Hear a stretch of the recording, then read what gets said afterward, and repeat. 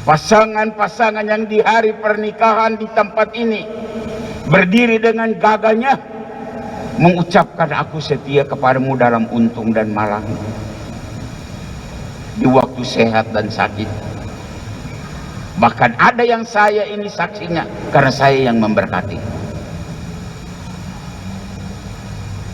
Dan sesudah sekian puluh tahun, janji itu memudar, menguap, dan menghilang di saat pasangan tidak menarik lagi, di saat pasangan membawa beban, di saat pasangan menimbulkan persoalan. Mereka meninggalkan pasangan itu seperti Petrus meninggalkan Yesus.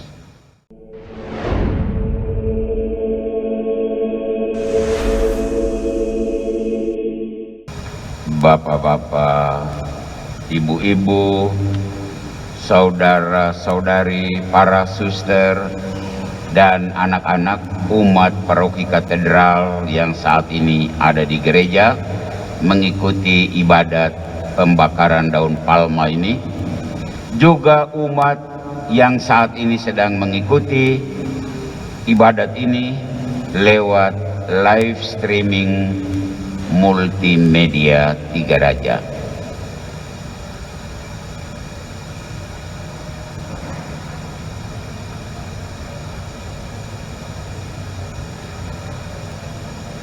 Setia di saat untung, semua orang bisa melakoninya. Tetapi setia di saat malang, pertanyaannya, apakah semua orang bisa? Jawabannya tidak. Karena tidak gampang untuk berada di pihak orang yang mengalami situasi malang. Setia di saat sehat gampang, semua orang mampu menjalaninya. Tetapi setia di saat sakit, orangnya stroke hanya di tempat tidur, segala-galanya terlaksana di tempat tidur, makan di tempat tidur, buang air juga di tempat tidur. Tidak semua orang bisa masuk dalam situasi itu.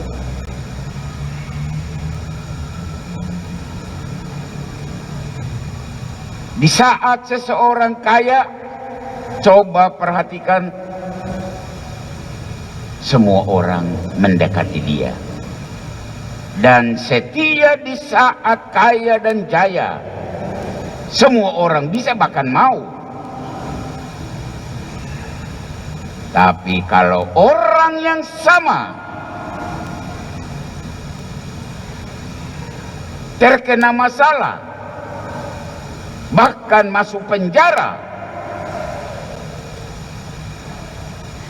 sesudah itu dia jatuh miskin, terpuruk. Pengalaman ada, tidak semua orang mampu berada di samping orang yang bernasib malang itu. Setia kepada teman yang punya nama baik, enak, gampang. Apalagi teman itu seorang pejabat yang punya power, punya fulus. Banyak orang berbondong-bondong untuk dekat dengan dia. Tapi pada saat teman itu kena perkara, katanya korupsi, ditangkap, coba lihat siapa yang ada di sampingnya. Tidak semua orang Dari ilustrasi ini saya mengajak kita untuk masuk bacaan dan renungan pada sore ini, momen pembakaran daun palma kering. Di saat Yesus berjaya, banyak murid berbondong-bondong mengikuti dia. Tetapi pada saat Yesus terpidana, semua menjauh, bahkan bersembunyi. Itulah tragedi yang kita dengar dalam Injil yang dibacakan sore hari ini.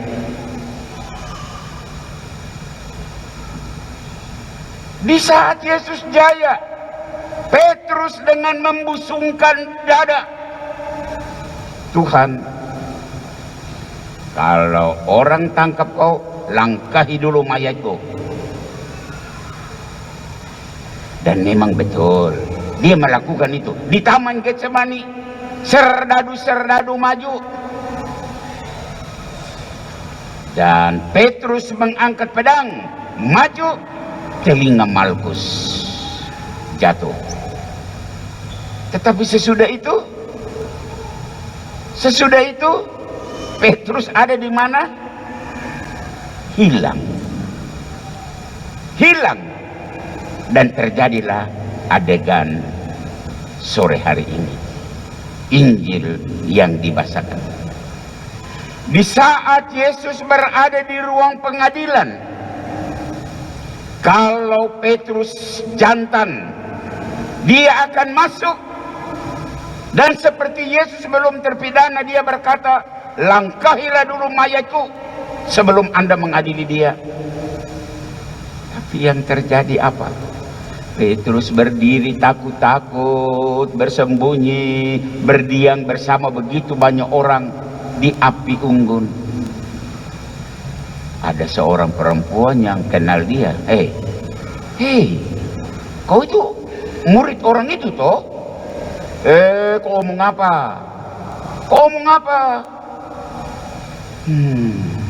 Petrus diam-diam dia menyusup, pergi lagi di sebelah gedung pengadilan. Di luar, perempuan itu berkeliling, dia lihat lagi Petrus, dan sekarang perempuan itu tidak langsung menyapa Petrus, tapi dia berkata kepada orang banyak, kamu orang tidak tahukah laki-laki itu tuh murid dari orang itu?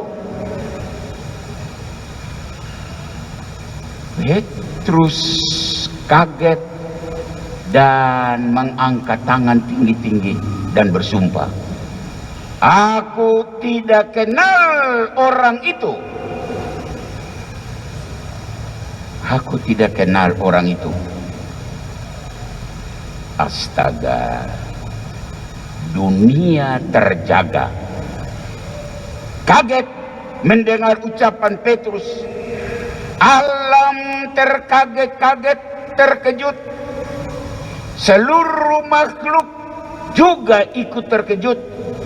Sampai seekor ayam jago juga terkejut dan langsung berkokok.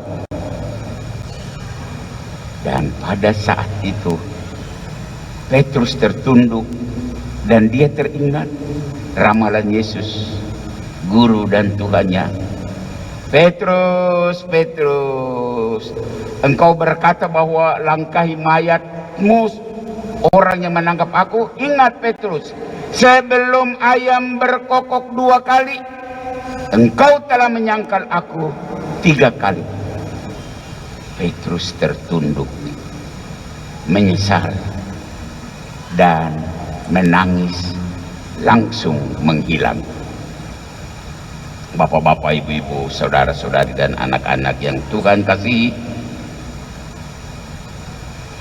di dalam Basilik Santo Petrus, bagi mereka yang sudah pernah berziarah ke Roma, atau nanti besok lusa kalau ke Roma, Anda masuk Basilik, bagian belakang sebelah kanan, Anda melihat patung Petrus berdiri dengan gagahnya sebuah patung berwarna hitam.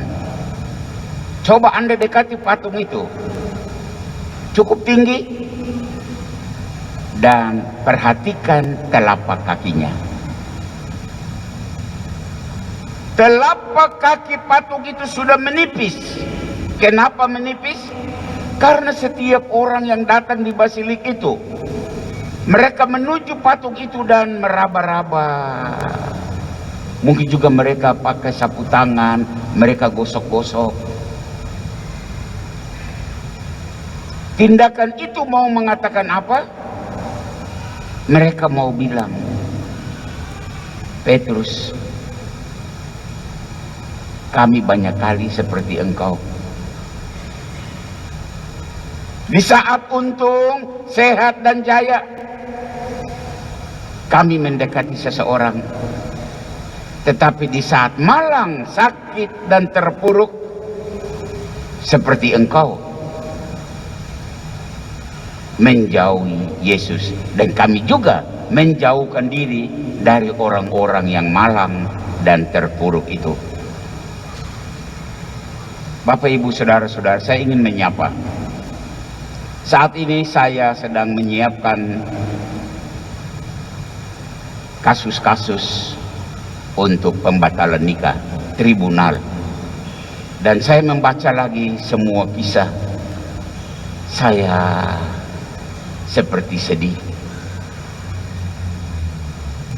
Pasangan-pasangan yang di hari pernikahan di tempat ini berdiri dengan gagahnya mengucapkan, aku setia kepadamu dalam untung dan malang, di waktu sehat dan sakit. Bahkan ada yang saya ini saksinya, karena saya yang memberkati. Dan sesudah sekian puluh tahun, janji itu memudar, menguap, dan menghilang. Di saat pasangan tidak menarik lagi, di saat pasangan membawa beban, di saat pasangan menimbulkan persoalan, mereka meninggalkan pasangan itu seperti Petrus meninggalkan Yesus. Hari-hari ini saya membaca kisah-kisah cinta pasangan-pasangan, saya sedih. Tapi saya sebagai hakim harus memutuskan.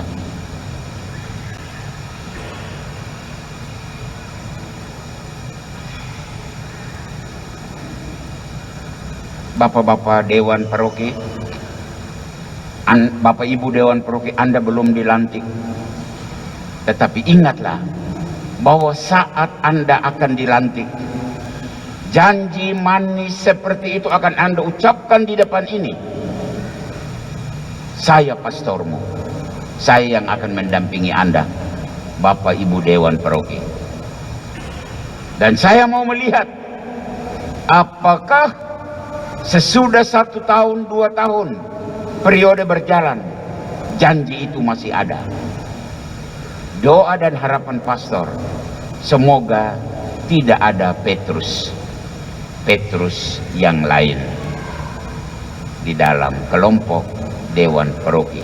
Saya yakin, saya yakin-yakinnya, saya percaya bahwa mereka yang sudah berusaha untuk memasukkan diri dalam keanggotaan, bersedia mengikuti pembinaan, bersedia pula mengikuti rapat A, rapat B, rapat C, dan sampai saat ini dalam waktu dekat harap akan dilantik.